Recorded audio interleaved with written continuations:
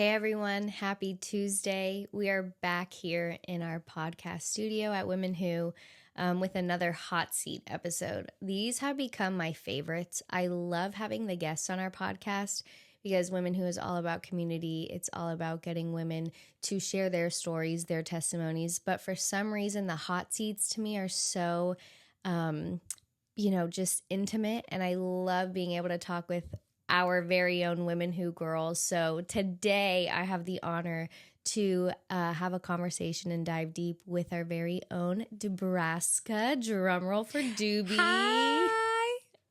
We love you so much. And I'm so happy you're on the podcast. Me too. So a little bit of a backstory if people don't know, and for people who are new here because our podcast is growing, Doobie works fully with Women Who. She also works a 9 to 5. Mm-hmm. And a lot of our guests on the podcast, they come during the week, during the day, during work hours. Mm-hmm. So Doobie's not always on the podcast, but she is very much a part of this podcast. And so the fact that we got to have an interview with you today on Tuesday, have it go live, we're so excited. So how do you feel being in the hot seat after not being in the studio for a while? I feel like I haven't seen you guys in a minute, and I haven't been in this room in a minute. So I'm excited. I'm excited to be here and just talk a little bit about my story. So, I mean, we obviously talk every single day, but there's something to be said about like being in each other's presence. Absolutely. Yeah. I agree with that. It's so different when we're texting versus when we're actually seeing each other face to face. So yeah, I'm happy to be here. For sure. Mm-hmm. So do you want to talk a little bit about what you do at Women Who? Of course. So, okay. Side note, are we recording? Okay, just making sure. We were setting up everything, just making sure everything was good. So I'm like, okay. Spirit of excellence. I had that in the back of my mind. I had to bring it up. So good. I love this. Should I like turn to and face you? I don't know. Do we like that? I mean, I could do that. I like seeing your beautiful face. Okay. And then we could just communicate with each other. Okay, I got it. But I don't know if to talk to the camera. Producer Brittany says it works, so it works. It works. Okay, awesome. So yeah, sorry. So regarding Women Who, so I basically take care of like the content creation, social media side of things, just making sure everything is good when it comes to like the posting, coming up with mood boards and the upcoming photo shoots that we have and graphics and just everything that is seen on social media. And yeah, when it comes to just like the content creation of things. All the creative stuff. All the creative stuff is Doobie. Yeah, I love doing that. It's been stretching in so many ways. Like I've learned a lot. Yeah. Even in that. So, and also being a part of the podcast, like in one way or another, like just helping out in any other way that I can. I'm just. Well, even like all the clips that we see, you're writing the captions for those. Captions, you're like helping us pick them out. Yeah. So you're doing so much. Yeah. So. Yeah, but it's behind the scenes, but now you're in front of the lens, and I'm so happy. Is it hot? Like I put the heat seat on with my questions to be coming. Oh my God, no pun intended there. I like it. I like it. Yeah. It feels a little bit hot already. Yeah, but I'm here for it. Okay, good. That's what we want. That's what the hot seat's for, right? Britt said it's. She's here, guys. Yeah. Hi, everybody. I'm here. We're going to make this a hot seat. Let's do it. I was like, is it just Annie asking questions or is it Britt too? I'll jump in. Okay, good. Yeah. Good. Wow, why does she sound like a radio host? Because she is nights with Britt. Wait. That sounds terrible. I know, but like 101.5. Light FM. Okay. Exactly. Anyway, Doobie, you're one of the most like funniest people I know. I think you always bring like a light everywhere you go. Even when you're going through something personally that's difficult, no matter what season that you're in, you always bring the sense of positivity. And I feel like you are always looking at the good in situations, in people. And you just bring that everywhere with you. You bring it to your work, you bring it to Women Who, you bring it to your family, you bring it to church, you bring it everywhere. And I am so honored to consider you one of my best friends, but I am also even more honored to, like I said, dive deep with you today. So why don't we kind of start about, I'm not sure if people have picked up on her accent. She's not from. I'm kidding. Some people say I don't have an accent at all. Okay, but you don't, which is why I bring it up. Are you serious? Yes. I think I have it, but it's no, fine. you don't. But You're being anyway, nice. she is not from here.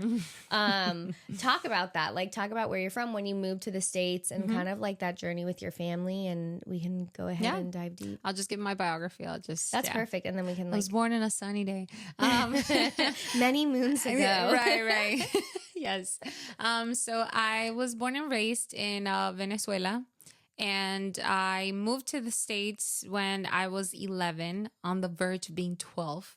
And that in itself was quite the journey. I come from a family, we're 3 sisters, and my parents that have been married now for about 42 years. It's amazing. And yeah, that journey in itself of the immigrant story is quite the story. I feel like a lot of people in Miami, even yourself, like you're from here, but your dad is from like Russia. And like, I think we all have some sort of like immigrant stories in us. Yeah. But I do think that the more I meet people in Miami, it's mostly people that are born here, but their parents like are from Cuba or from other countries. Right. So, but for me, it's like I lived it firsthand in regards to the immigrant life. So anyway, going back to where I'm from, I'm born and raised in Venezuela. Moved here when I was 11 with my parents and my sister. I have an older sister and the one that is in the middle, and then me. I'm the baby. And the coolest one. And yeah, so that story was basically, it unfolded with my dad first coming to the States while we were still living in Venezuela, and him working, and like it would be like seasonal jobs that he would get here. And then he would go back and forth between Miami and Venezuela. And then at some point he decided to stay here for a little bit longer, and my mom was like, okay, well, it's Christmas time. Let's just go spend Christmas with your dad over there, and then we'll just come back. I'm thinking this, obviously, my 11-year-old self. Little did I know that I'd still be here. That was still... Yeah, that's what you thought. You're like, we're just going on a vacation, right, on a trip, and I'll be back home. Right. And during that time, my older sister, she was 22. And then the one in the middle, she was 16, and then I was 11.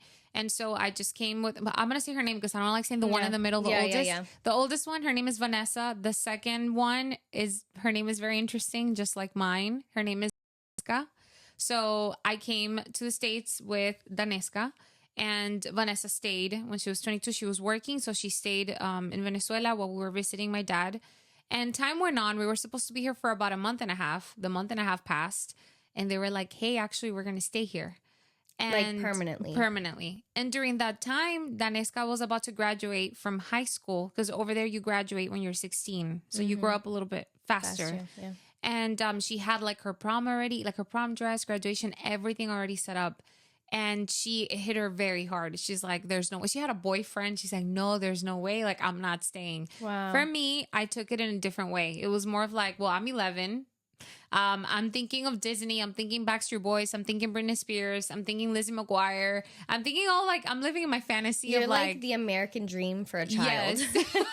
I was already watching Disney Channel and all these things. I'm like, oh my gosh, like I get to you didn't learn. Yeah. You didn't have things like that over there. No. I was very open to the fact that it was like, okay, well, we have a new life here. Right. Obviously I had my friends and stuff, but I think it was a big thing. Age was a factor in that, because when you're 16, it's like you're about to graduate school. College was already paid for. Like she was ready. Like she had her major already set up. Like she was ready to go in life. Yeah. And for me, I'm just like in 5th grade. It's like 5th, 6th grade. So yeah, that happened. Spoke no English whatsoever. I think I only knew the colors and hello and can I go to the bathroom? And I took it in a very positive way. But also seeing my parents like start from scratch and being like, okay, we're going to live here. What does that entail? It means that we are now living in 1 bedroom, and it was the 4 of us. And we were in 1 bedroom for about 6 months, renting out a room. My parents were working like long hours, and we were all just sharing, like, it was like 2 beds in 1 room. Wow. And I still had fun. I didn't see it as in like, oh my gosh, I can't believe it. Was just very like, okay. Because you didn't know anything else. Yeah. But obviously it was a very different I think it marked my childhood in a way because I grew up having, I wouldn't say I had everything, but yes, I had everything. Not to say that I was spoiled or anything, but I had a very good life. Like my mom had a great job, my dad too. We were set. Like I had anything I would ask for my Christmas wish list. It was like, okay, it will be given to me. Yeah, yeah. And we would go on vacation. Like we had it good. And so moving here and being in one room, I still was like, okay, well, this is what we're doing now. But I saw my parents working. I'm like, I know that this is going to change. But you didn't see it as a bad thing. No. You didn't see it as like, No. I'm coming from a whole house Right. to one room. Mm-mm. Wow. I think the culture shock for me was more of like, okay, there's no warmth in people, which is the weirdest thing. In Venezuela, like I grew up in the same house. Everybody's your family. Yeah. And the house that we had, my parents, like, we've had the house for the last, like that house still exists. My aunt lives there now. It's about 43 years old. Wow. Which in is the family. Yeah, my parents bought that house when my Vanessa was born. She's 43 now. And so that house is like, that's all I've known. I've never moved. I've never experienced a moving experience. I had my own room, like, and we all knew each other in the same building. Yeah. People lived there for years and years and years. Like it's a culture thing. Like everybody knows each other. And over there, it's not like you're 18 and move out. It's like we all live in the same house. Yeah. It's just very different. Right. So I grew up with the same people my whole life, and everybody knew each other's lives. And if I needed something, I knew that I could go to my neighbor. My friends lived in the same building. So it was very different. It was very different. I was very independent too. Of like, I would go and walk to go like buy avocados, like on the little kiosk on the corner of the street.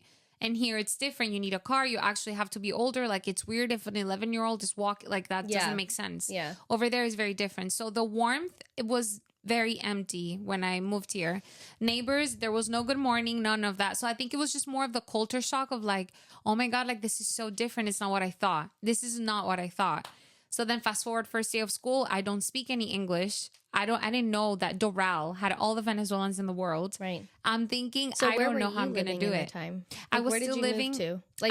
And when you guys had the one room, where was that? Same area where I live now, Fontainebleau. Okay. It's like in that same area. Okay. And we were there for about 6 months. And then we just kept like moving. I think we moved in a span of like, I would say like 3 years, like 6 times. Wow. Like, yeah, from one apartment to another. It's like, no, this one's better. And we would just like move as my parents would like continue to work. So it was a lot of like there was not much stability in that sense, but it still wasn't something that I'm like, oh, I hate my life here. I think it was just more of like, how do I fit in here? Because I feel like I don't fit in here. I feel like I don't speak English. I didn't know that Doral had all the Venezuelans in the world. Yeah. My first day of school was traumatizing. It was terrible. Why? Because I'm thinking in my head of like, okay, class is going to be in English. I don't speak any English. That in itself is like already like, I'm lost. I don't know. And you don't know, like you feel like you're abandoned in the world. Wow. And you know nobody. You want to find a familiar face. There's no familiar face. I'm being told that I have to take the school bus. And it's like, what does that mean? I don't know. Which school bus? What number? What do I do? I missed my school bus that first day. I had a knot in my throat. The teacher was American, like gringa all the way. And I'm like, I don't know what to do here. And then, anyway, days went on. And as I kept getting to know, like, you know, my classmates, they were all Venezuelan. And I'm like, oh my God, I find a sense of like, I felt like I was home, away from home. So I think that helped me kind of like just move in a slower pace as to like trying to fit in, but also knowing that there are other people like me that are learning English because it was ESOL class that we had. I was in ESOL. Yeah. Oh, what? Yeah. Stop. Yeah. What do you mean? What do you mean? What do I mean? My first language was German. Okay. I'm like, dang, girl, that's awesome. I feel understood now. So yeah, I think that was an interesting transition, but I was still able to like, you know, find my way to fit in. And it's funny because we were just talking about that. I'm like, I feel like I live a hyphenated life because it's like I'm growing up like in building my American side of things, like Americanize my brain because culture is so different. This is a melting pot. Yeah. And also trying to like stay true to my roots and where I come from, you know? So yeah, that was quite the transition. So during that time, it was me and my sister. Vanessa was still in Venezuela. Years went on and it was still the same. Like as in like my sister Vanessa's still working there. And we were like, okay, like we need you to get the visa. Like I think a year went on and we're like, we need you to get the visa. So she was working, all that stuff. And she's like, okay, I'm going to get the visa. She got her appointment and everything. And as we know, Venezuela is not the greatest right now, politically speaking. And my parents were very active in the political party that was against the government. So our names were like listed everywhere. I've never talked about that. We would get threats when we lived over there. We would get threats. My mom would get calls on like at work being like, hey, we're going to like take your daughters. We're going to kidnap you. Like it was just like constant threats. Wow. Because they were very active. My dad was super active too. And so he would be walking in the street and like somebody random from the government would see him and it's like, okay, let's catch him. And at some point they punched him super hard that they almost broke his arm. So he would come out in the newspaper. Like my dad was an activist, my mom too. So that was really rough, which is why we moved here. Later on in life, I found out that was why. Okay. At the moment, I didn't understand why because I never experienced like those threats myself. But I knew that my parents were very active in like government speaking. I did live through the motion of like, you know, when Chavez was in power, I was there. And like having like being a part of like the, protest? Like when people walk and like they do they go marching and stuff. Yeah. Marching? That's not the right word. I mean, you can march. I'm thinking in Spanish. You can march, yeah. Oh, march in a protest. Yeah. So I was a part of that a little bit. And I remember they would like, it would be random like days where in my school, around my school, they would throw, it's like propane gas. It's like that smell that's really strong. So because the students would protest against the government, that it would get to a point that we would all smell it. So I was trained to like duck under the table, make sure to smell vinegar so that I wouldn't faint. Like just things like that I was already programming my brain of like, I need to be very hyper alert of my surroundings at 1000%. People on motorcycles were not just people riding motorcycles. There were people that were like down to like steal something from you or shoot you if they felt like it. So I was raised in that. I was learning to be in that environment. So being able to see the complete opposite here, clean streets, seeing people on motorcycles and being like, okay, that's just not, it's not a threat. It's just people on motorcycles. It was just very different. But anyway, I'm sidetracking. My sister, during that time, again, the government was just terrible. So all that to say, we were like on a blacklist. So my sister went to get the visa appointment and then they were like, no, you can't go anywhere. And she was like, what do you mean? And they're like, no, we know your family lives in the US. We know why you're going. You're not vacationing. She's like, no, I'm vacationing. I have a job here. Like, what do you mean? And they're like, no, denied. So then years go by. We're like, okay, we're going to try again. So I think like 3 years went on. She tried again, denied. Wow. More time went on. I'm like, okay, let's just wait it out. Let's wait it out. And again, denied. And we're like, okay, by this time, it's already been. So I came here in December 2004. By December 2014, denied again. So that was 10 years. 10 years without seeing my sister, like completely. Us not being able to go there and obviously not like Vanessa not being able to come here. And then thankfully, God is so good. He put her with a man, like her now husband is from Uruguay and he moved to Venezuela for work and they met. In the funniest way, they met in the street, which is hilarious. She was walking, he was walking, they met and they hit it off. Oh, wow. Yeah, crazy. And they started dating. And then Venezuela got really bad in like 2015. And she's like, okay, I'm out. Like, I can't be here. Yeah. I can't be here. So then she ended up moving to his country because it's like, okay, well, you have family, that's your place. So they moved there. And we waited and waited. We're like, okay, maybe over there, like in Uruguay, as an Uruguayan citizen or something, maybe you're no longer Venezuelan there. Maybe you are, as an Uruguayan citizen, you can request your visa. Yeah. So she was going through her process. That was another 10 years. Wow. It took 10 years to process all the paperwork. 10 years for her to settle, 10 years for her to get a job, like 10 years for all of that. Wow. So that was a total of 20 years. Wow. So 10 years in Venezuela, 10 years. Yeah. So she's been in Uruguay for a long time. So 20 years of us being like, okay, God, like we know how to, like, clearly we have a bachelor's degree, PhD and waiting on you. So wait on the Lord. I think faith was something huge during that season in my parents' life, but also in my life. But I can only imagine like not being able to see your child for 20 years. So yeah, she finally applied again to get the visa in Uruguay and they finally said yes. Amen. And that was like where my story completely changed. Yeah. Because it's like, hi, I'm Dubraska, immigrant, all these things. But I have one sister that I haven't seen in 20 years. Yeah. And it's crazy because when I would share my story, everybody would be like, oh my God, like I would never think. What do you mean? But how do you cope with that? And it's like, just God knows. We know she's okay. She's happy. She's married. Wow. But all of that changed when we finally were able to reunite again, which was last year, December 2023. Yeah. Because one thing is like FaceTiming your, like, you know, your family member. It's like what I just said too. Like there's a difference between like we talk Yeah. every day, but not seeing you. It's like It's so different. Yeah. Yeah.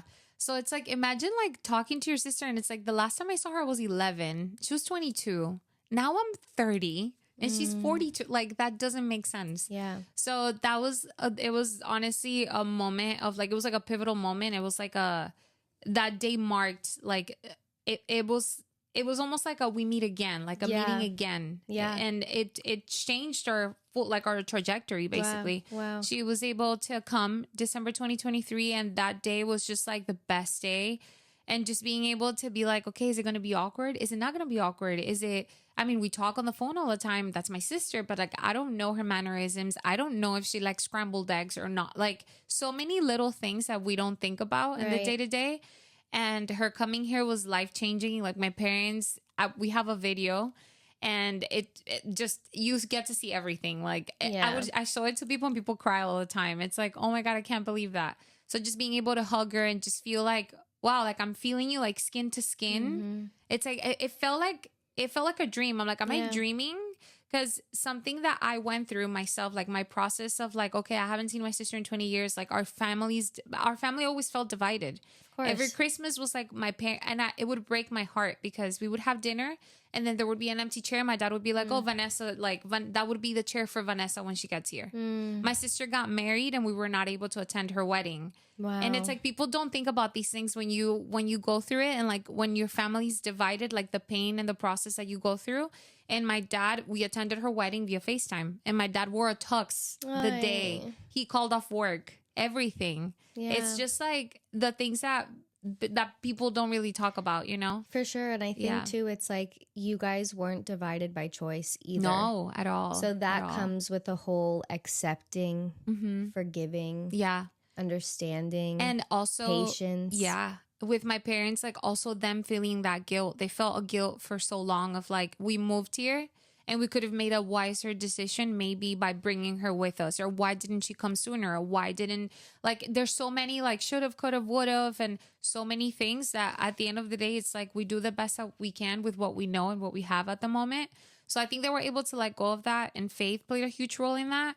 And then being like, okay, well, we're not in control. Like, there's nothing else we can do. But it's so like painful, you know, to feel that your family's divided. Every New Year's, you feel like okay, well, we have to FaceTime her. Let's make sure we call her.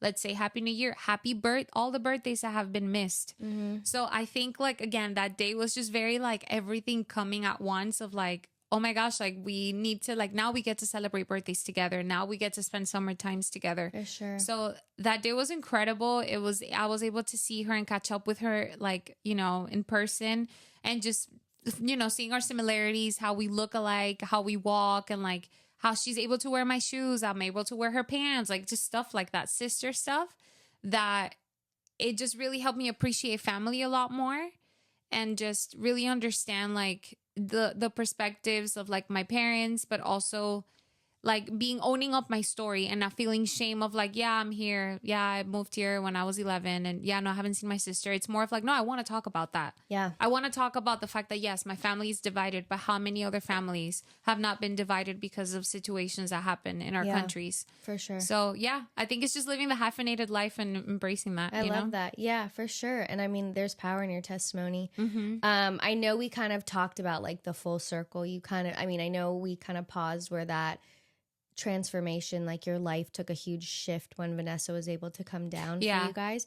But I kind of want to backtrack a little bit before we get back ahead. Yeah. When you said you were going back to, like, when you went to school for the first time in the States, and like, even though you were in Esau, you had a Spanish, a white gringa teacher. Yeah. And you were like, I'm just trying to look for a friendly face, someone I know. Like, I can only imagine you felt a sense of abandonment. Yeah. And I think it's important for people to understand, like, a lot of times we feel abandonment from only can happen to you from a loved one. Yeah. But like you had such a core family, and I know your family is still very close to this day. But you experienced abandonment from people you didn't even know. Yeah. Like people you didn't even know could abandon you. Can you talk a little bit about that? Like how you handled that as a kid? Or was that just something like this is what I have to do. I'm 11 years old. I have to go to school, and you just trucked through it? Yeah. So I think that because of my upbringing, I think I was taught at such a young age to be like, okay, this is what we're facing. Like what's the best I could do to face it? Like how am I gonna be able to face that? And for me, it's like something that my parents would like, this is so like silly, but it's a huge thing. Like I remember in kindergarten, like I would be so scared of like starting my first day of school. It's funny how I remember my first day of kindergarten. It's the weirdest thing. I remember my dad dropping me off and him being like, okay, I'm leaving. And I would feel like crying. Like I just didn't want to be there. But it was almost like, okay, suck it up. Like you're here. And you're going to make the best out of it. Like, this is what, either you make it worse or you make the best out of it. So my parents always taught me that of like, okay, it's your first day of school, but change is good. Change, first day of school, it's a good thing. Like just enter it. Even though it feels very like not familiar, very new, it's a new experience. Something as simple as the first day of school, it's like, okay, like make a new friend. So it's always like, I was always taught to really embrace when I would step into something new of like, okay, you're here. What am I going to do now? So it was more of like, suck it up. I got homework in English. I was able to meet other kids that were also Venezuelan like me. Yeah. Their stories were super similar to mine of like, yeah, I moved here, government, politics, blah, blah, blah, all that stuff. And it's like, okay, I felt relief, but now it's like, okay, now I have homework in English. How am I going to do it? But I'm like, no, you know what? I love Lizzie McGuire. I'm not going to watch it in Spanish anymore. Wow. Now it's going to be in English. Wow. So I would grab the dictionary because back in the day, we didn't have phones Webster's like that. Dictionary. Yes, I had my dictionary. My parents can testify to this. It's the funniest thing. I would watch it and I would put like the subtitles whenever they would play on Disney. And I would just, anything I wouldn't understand, I would write it down and go to the dictionary and just write the definition. Wow. And that's how I was like, I learned faster than I should have because of Lizzie McGuire. Yeah, Lizzie McGuire. Shout out to Lizzie. Listen, Backstreet Boys. I would be like, I love them, but I don't know what I'm singing. Wow. Everything I would sing, I'm like, nothing makes sense. No, same with me when I sing Spanish like, too. Yeah. I'm like, I don't know what I'm saying, but it's in Espanol. And I say, Wow, that's awesome. So honestly, Disney Channel did it for me. I love that. Thank you, Disney. You're a Disney girly. Yeah. I think I love your parents. And I think it's just so beautiful how they raised you to not be afraid of something new. Yeah. Because I think the biggest epidemic in the world is fear. Like there's so many things that we don't do in our life because we're afraid. We're afraid of the outcome. We're afraid if we fail. We're afraid what's going to happen. We're afraid what's not going to happen. So the fact that you're able to face fear, and I see this too, like this has translated from when you were 11 in a new country to now even you today, like taking leaps of faith, whether you're afraid or not, you're like, the fear isn't going to stop me. Like it might be there. It might try to be a bump in the road, but it's never going to stop me from doing what I feel called to do. Easier said than done. Absolutely. For sure. But you practice it. Yeah. I try to. Right. I think that's beautiful. And I think it's like that it goes to show like how important parenting is. It's like what you teach your kids at a young age really do stick. And I think that's really powerful because I've lived in Miami my whole life and I still don't speak Spanish. Yeah. It's a little, little by little. I'm teaching you a little bit. But yeah. And then, so now, how did you see your parents struggle with the guilt, not having Vanessa living with you guys? Because I know she was an adult, right? Considered an adult, but still, like, I don't have kids, but I can't even imagine how hard it must have been to have a daughter, mind you, not even a son, like a daughter living in Venezuela on her own while I'm living in America, a free country. Yeah. Like, did your parents express that guilt towards you? Did they see that? Did they share that vulnerability? Or did you even know they were experiencing it? And if so, how did they handle it? Yeah. So Thank you for asking that question because it's stuff I was thinking about sharing. Yeah. So, okay, when it comes to my parents have been very good at playing it cool a lot. And mind you, the older I get, the more I have like obviously mature conversations with my mom and my dad. And it's like, yeah, no, you didn't see it, but we were struggling financially. Wow. We were on our knees praying for God to provide. I didn't see any of that, but I know we struggled. And when it comes to Vanessa, I never saw my dad cry. I saw my mom cry from time to time whenever it was her birthday. It's like, okay, like she would like cry. Yeah. But it wouldn't be something that was like, oh my God, I can't. It was just more of like, okay, I'm crying, but I know she's okay. But I know that like in their little like private moments, I'm sure they had their share. But yeah, they never really expressed it to me of like, we're having a rough time because of your sister. Wow. But I did see my sister have the worst part because Vanessa in Venezuela. I did see, I mean, I didn't, obviously I wasn't there with her, but like I did experience like her do it, like making phone calls at 2 a.m, crying, having panic attacks, anxiety attacks, because she lived by herself at her house, and her not knowing like I'm 22, like I'm figuring my life out, you know? And it's like, she had the worst part. And that's something that we always say. My parents are like, what would break their heart was like, we're all here together. And I think that's what they would tell us is like, we're all here together. And I think that's what makes it easier. Yeah. And also God. But like just knowing that my daughter is by herself over there and just receiving those phone calls, that's something that I did hear. Like I heard the phone calls. I lived through that.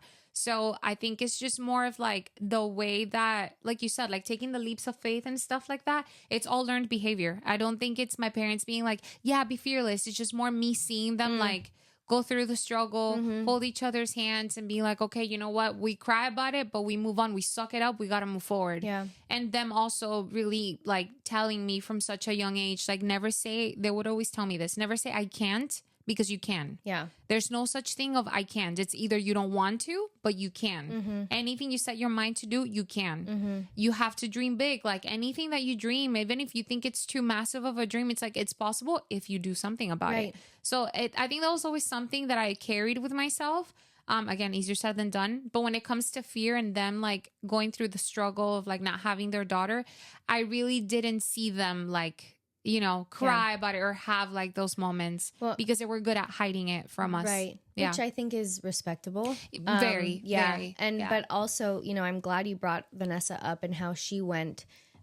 She had the worst part of it. Because again, now it's like, I can try to put myself in your parents' shoes, but I'm not a parent yet. I was a 22-year-old girl. Yeah. And so I know the things that I went through when I was 22. And it's like, I couldn't imagine doing them without my dad.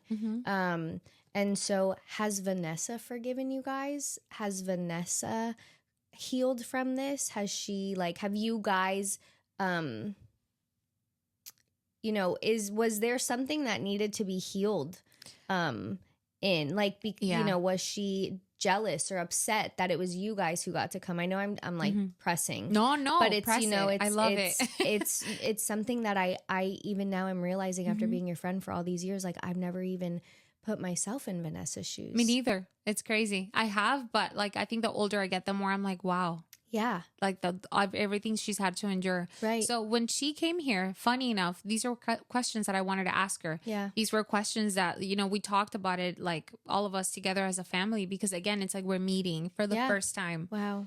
And it's like, sure, we've talked on the phone. Sure, you've like, you know, she's had her conversations with my parents, I'm sure. But it was more of like, I wanted to know. So it's funny that you asked, because she answered those questions. Wow. We went out for brunch, just us as sisters. And it was just us catching up, me sharing my fears with her. It's like, okay, this is what I've been through. Like just my story in Miami as a woman in Miami. Mind you, she's seeing me now as a 30-year-old woman. So it's like, okay, how are you wired? Like, what do you think? Yeah. What Like, breakups what have you made gone you? through? Yeah. Like, what's going on? Right. Yeah. So it was all very exciting. And I did ask her, I'm like, you had the worst part.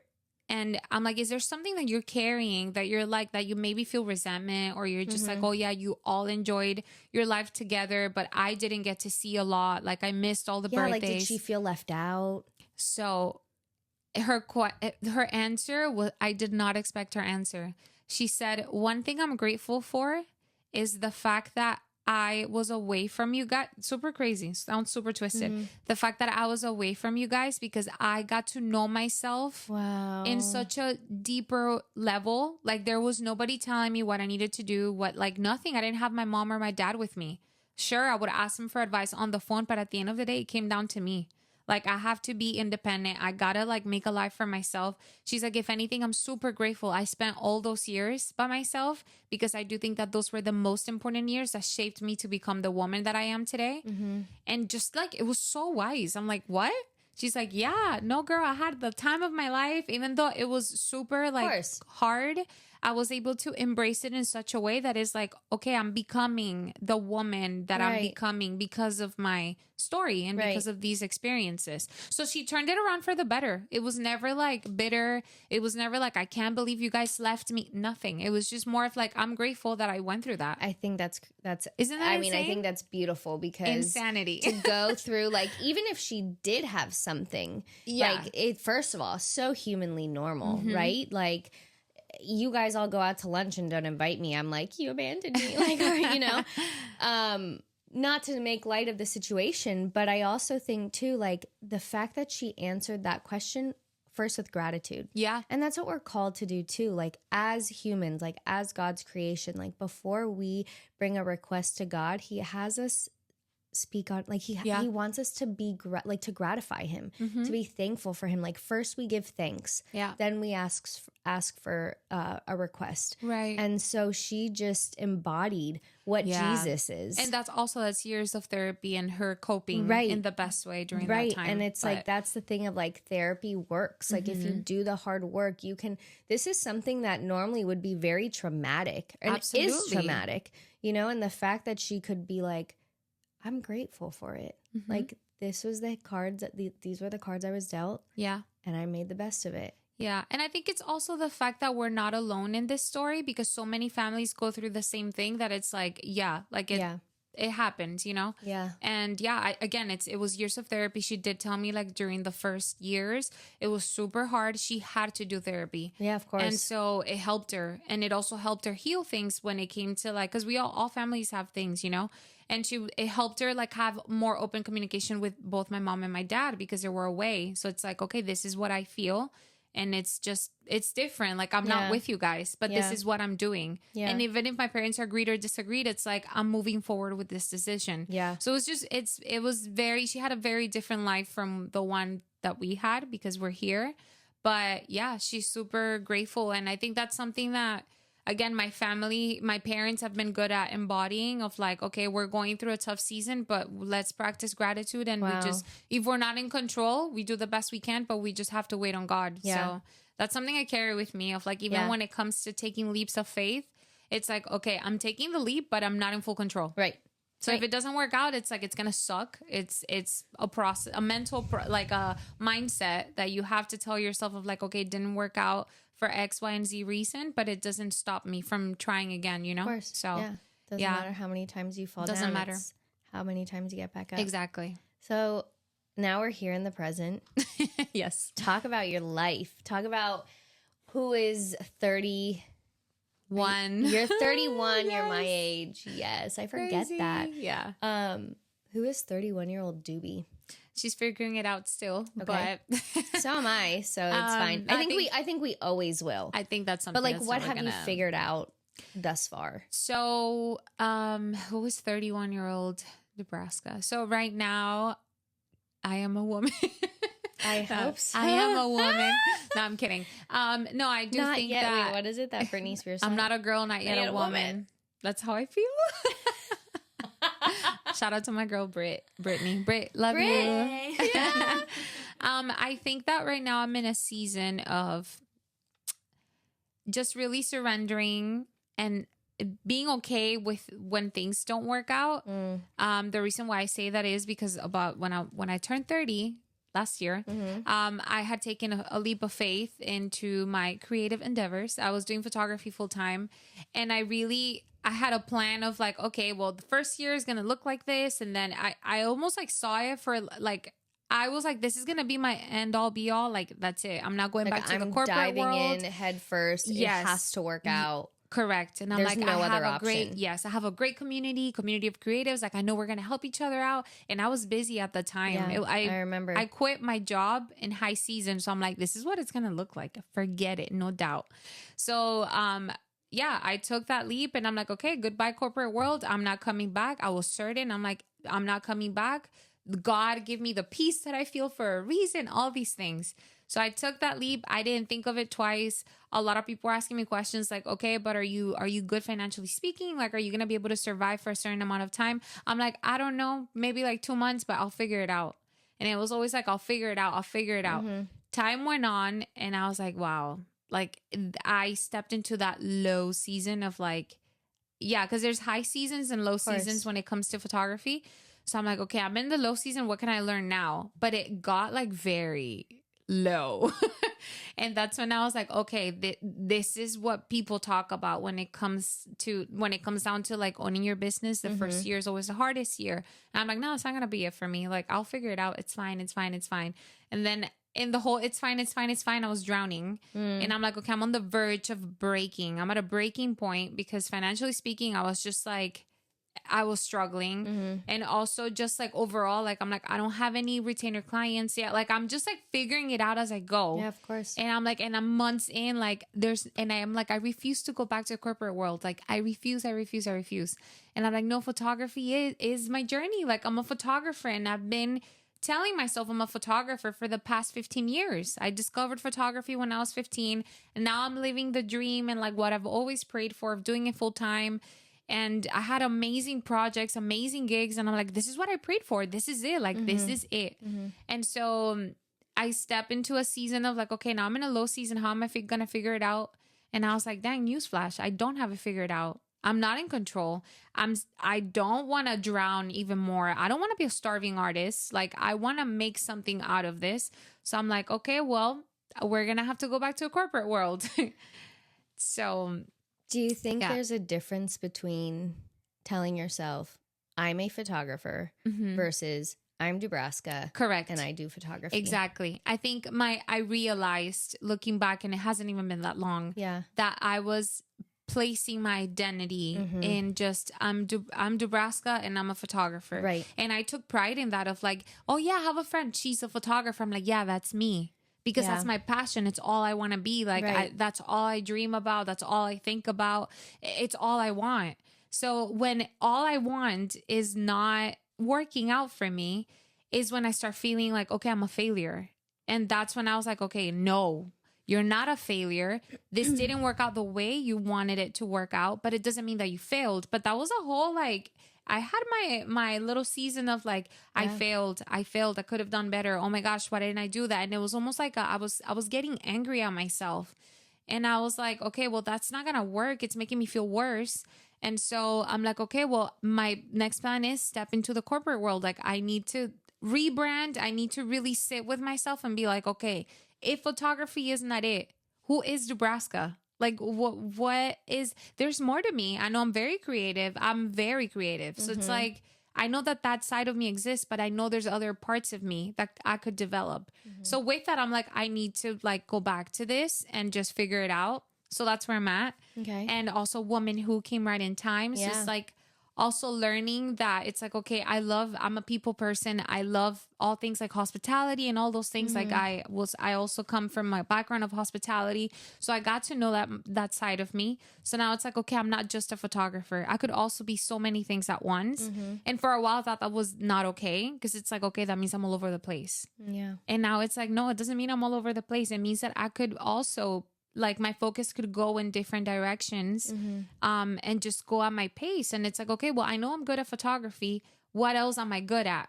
So it's just like learning that and like being okay with like being good at so many other things and being able to do all of them, you know? There's nothing wrong with that. No, so at all. And yeah. Wow. That's where I'm at. Okay. I mean, no, and I think it's important to recognize that, right? Because when we put so much pressure on one thing, like I am this. So like have this unhealthy, whether it's an unhealthy expectation or you're just like, this has to work out. Okay, but or else what if it doesn't? And I never asked, what if it doesn't? Right. And I think too, it's like putting it on us instead of being like, God, you are my firm foundation. photography's on top of it. Yeah. But let's say photography doesn't work and that part of the foundation gets shipped away. I'm still firm at the bottom. Right. So then I don't crumble. Yeah. And I think that's huge that you were able to not be prideful. You're able to take a step back and be like, hey, I can't do this right now. Maybe it's going to come in the future. I'm going to be a full-time photographer. I'm going to do full-time photography.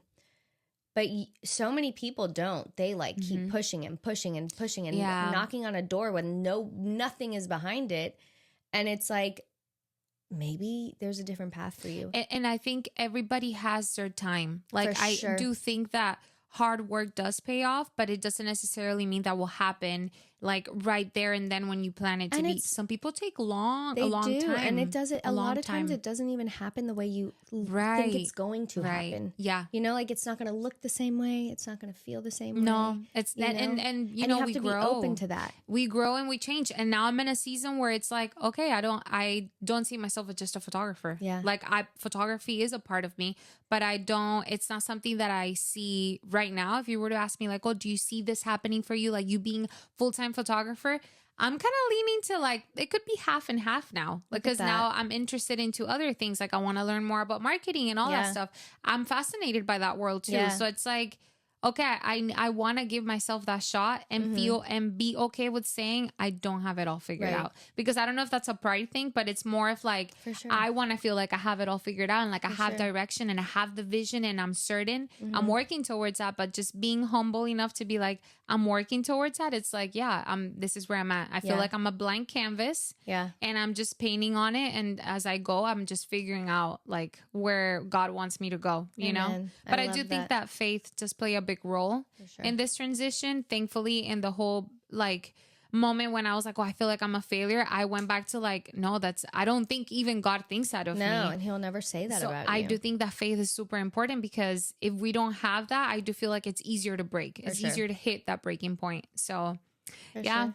And now you're really happy at your new corporate job. Yeah, I am. Yeah. I am. It's not something that is like, oh, I'm passionate about this. Right. It's a 9 to 5, but I did pray for, you know, when I was doing this in this transition, I'm like, God, if I go back to a corporate job, I want to be with great people. I want to be with people that like, I want to feel happy when I go to work versus when I was in the corporate world that I was like, I'm miserable. Like, I don't like where I'm at now. I was just like dreading it.